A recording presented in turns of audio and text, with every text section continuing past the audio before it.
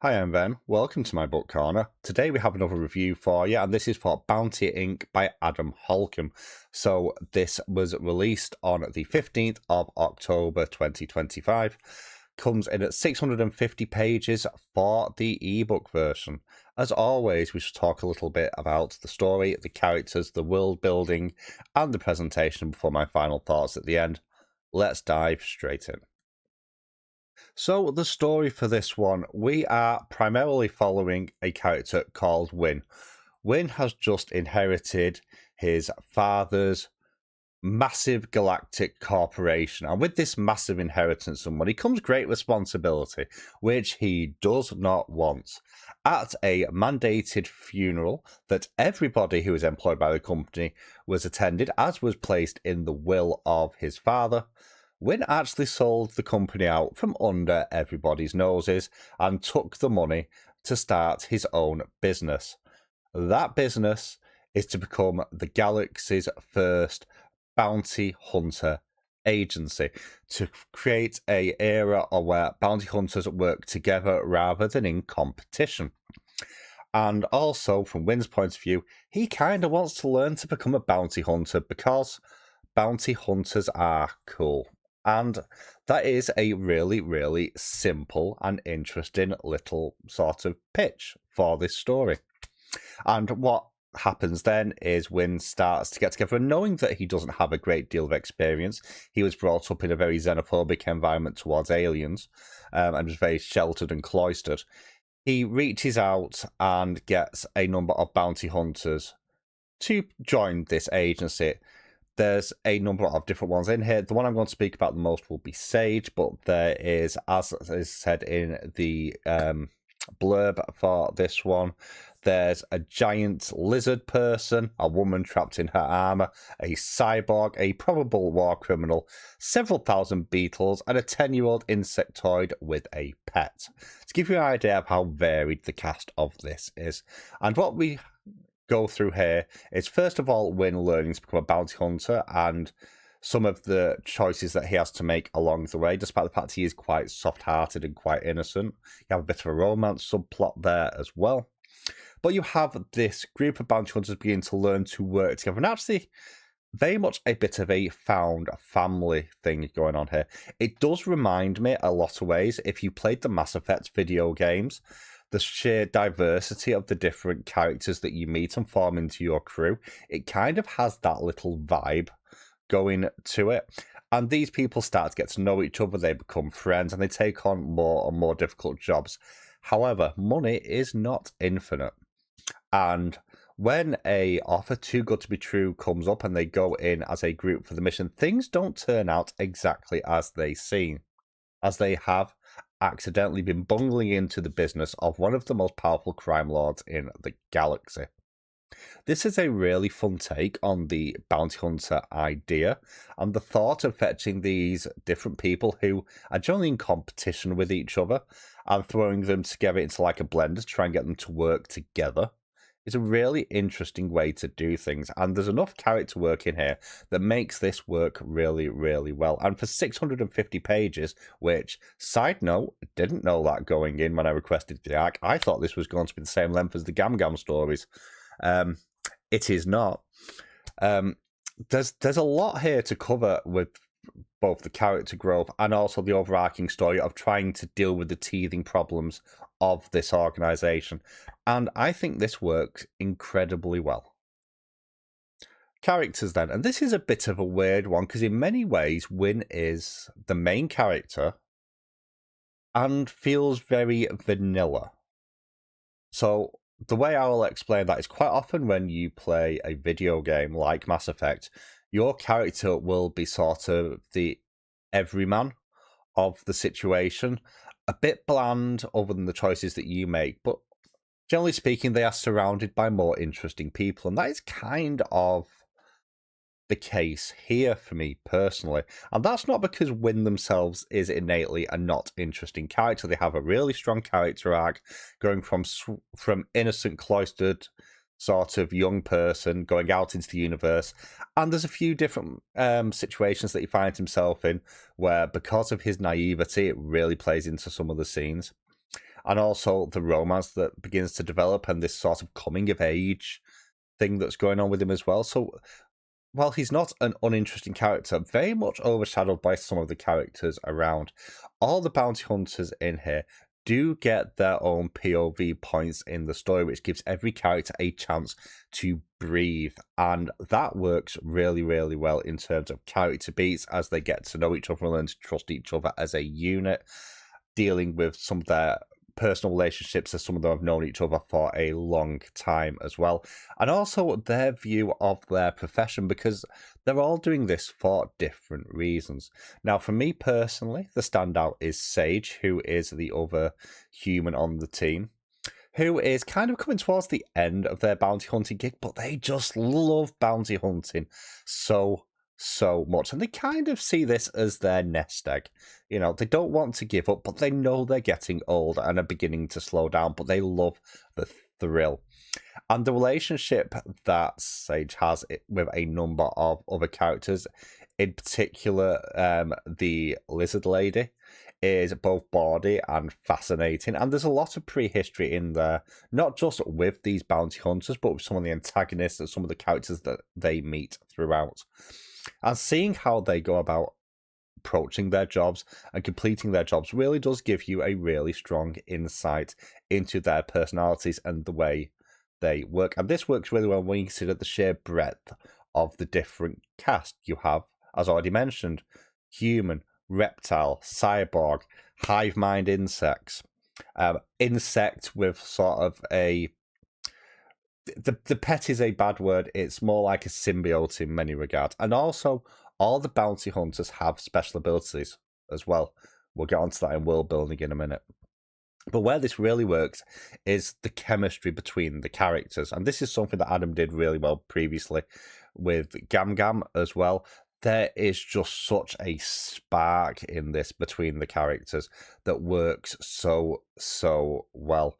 And even when there's disagreement in the group, there's enough charisma being thrown around by all these different powerful individuals that it just works really, really well and makes this a joy to read. Especially when you throw in the banter in there. There is quite a lot of jokes and banter in here. Some of it is quite bawdy. Some of it is at times explicit. But that fits the characters. These are people and characters who exist in some cases on the edge of society. What they do is in that sort of dubious legal grey area. And it's the characters that really drive this from their interactions with each other. They're sort of almost condescending approach to Win until they begin to sort of, he earns their respect a little bit and is willing to put the team first. And that works really well also. So for me, the main reason to read this is stellar 650 pages of really good character work and dialogue, which I really, really enjoyed. And this did make me laugh a few times out loud, which is rare for a book. So for me, that is the highlight of this book straight off, is the characters. Now, if the characters are the main driver of this story, the world building is still very, very good. We get insights both through the characters and externally of the different parts of the galaxy, different cultures, different races, and this informs some of the bounty hunters' decisions. We have one who is seen as a war criminal on their own world because of a decision that they made, and they're exiled. And we get a little bit into how the hierarchy and how that society works. We get a little bit of look at the human society and the corporate nature of it in many regards, and multiple other alien societies as well. Not just that, though, you get an insight how they interact with each other on a galactic scale. They don't always get on, they don't always communicate very well, and that causes some of the problems in here. On top of that, you also have their own honor-bound systems, their own religions, which are touched on. There's a lot going on here. Now, it's never overwhelming, and most of it is driven home through those character beats, those character interactions. And then you end up in places where you have this sort of bubbling hodgepodge of cultures bouncing together, where people kind of congregate, and the sheer levels of misunderstanding that this can cause, especially for Win, due to the fact that very secluded upbringing, really does drive home the difference in terms of upbringing and motivation for the characters through the world building. On top of that, you get some interesting little insights into trade systems, into corporate espionage as well, a little bit. And also how they deal with criminals, or, as the case turns out to be, don't deal with it quite so well. There is a reason that bounty hunters are needed in this world. So, whilst it does play very secondary to the character work, and the character work does largely inform the world building itself, there is plenty here to make this an interesting world, and it does feel inhabited. These do feel like characters that exist within the world that the book is, or the universe, I should say, that the book is set in, rather than some things bolted on. So, really good world building. Can't wait to dive deeper into this at a later date as well, as the series progresses. Presentation then. This book has a page-turning quality that not many books do. It took me a little bit of time to free up a point where I could sit and read this. Once I had time, I read 400 pages in a day. Very, very rare that I do that, because it kept pulling me forward. I wanted to see what happened next. I wanted to see what the next joke was. I wanted to see if the characters survived, because all the way through this, you do have doubts about which characters are or are not going to make it to the end of the book. And that's a testament to Adam's writing. And there's a sense of balance here as well that a lot of books don't quite manage to do. The humour here feels like it fits with the characters and the world, and it does a great job of balancing out some of the other aspects of the world as well. You'll have these quite slow, almost wholesome moments, which then begin to feel like they're stretching out too long, and then a joke will come in and break the tension or switch the mood just enough to make you more engaged again. And that works again with some of the action scenes in here. They are brutal, they are visceral, they are amazingly well written, they have a kineticism to them that works exceptionally well. But again, rather than feeling overpowering in their how chaotic they are and how brutal they are, there's these moments in there, be it little witty one-liners, little introspections from the characters, or just descriptions of what's going on around, that really help balance the whole scene out. And the narrative pulls along at a really, really good pace and has some amazingly smart little mysteries and little red herrings in there. Some great foreshadowing as well. I love the fact that this group keep accidentally stumbling into things that cause them problems later down the road, because keep stumbling into the pies of the wrong person, they're gonna get annoyed, and that works really well. Also, the romances are believable, and there's different types of romance here as well. I love the inclusivity of that. Overall, I don't know how Adam has made a book that has felt so non-stop as this has, without feeling it exhausting at the same time. Because quite often books that go like this, by the end of it, you're just like, oh god, I'm tired now. This one left me feeling energized and wanting more, and the ending does that as well. So hats off to Adam once again. A really engaging read that pulled me through, that manages to balance the light and the dark, the humor and the serious perfectly. And bonus points because this is a chunk at 650 pages. Final thoughts, and if it's not been obvious already, I absolutely loved Bounty Inc. Adam has knocked it out the park again with this one. It's 650 pages that feels like less and leaves you wanting more, and I can't say more positive than that. I love the characters, I love the variation. You can clearly see the influences in here from things like Mass Effect, from the bounty hunters in Star Wars, and also I get elements of Firefly in here as well, with that almost Wild West approach to things at times. I adore this book. I cannot wait to see what happens next within the universe of Bounty Inc. And I highly recommend this to anybody who likes a dark yet humorous and interesting take on an old idea. The idea of bounty hunters is pretty well established. Pulling them together to work together, all these different personalities and races.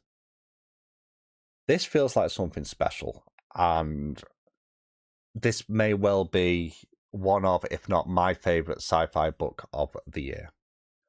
But That's my thoughts on Bounty Inc. by Adam Holcombe. I will drop links down below to Adam's website where you can find links to purchase the books for yourself. I hope you've enjoyed this video. If you have, please consider leaving a comment and dropping a like down below. Thank you so much for watching, and I will catch you all very soon.